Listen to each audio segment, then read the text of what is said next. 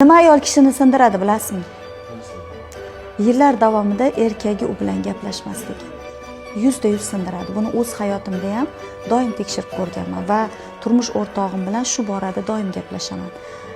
Men bilan gaplashmasligingiz, menga vaqt ajratmasligingiz, ya'ni vaqt ajratish degani ayolni qarshisida o'tirib telefon kovlab o'tirish, bu vaqtni ajratmadim deb hisoblasin. Bir erkak agar ayolini qarshisiga kelib so'qqayib o'tirib olib telefon kovlayotgan bo'lsa, u ayolga vaqt ajratmayapti. U telefoniga ajratyapti vaqtni. Telefonni ichida kim bo'lsa o'shanga ajratyapti. Ayolini ko'zlariga qarab turib, mayli nima gapirsa gapirsin, shunchaki tabassum bilan eshitishi, mayli quloqlariga paxta tiqilgan bo'lsin.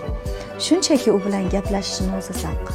Ayol o'sha paytda bir pog'ona o'sadi, meni erim eshityapti. Ering suydi, eling suydi degan gap menimcha shundan kelib chiqqan.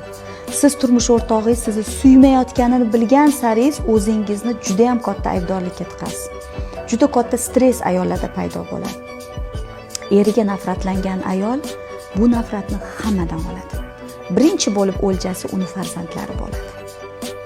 Erkakni ayolini eshitmasligi, gaplashmasligi sindiradi.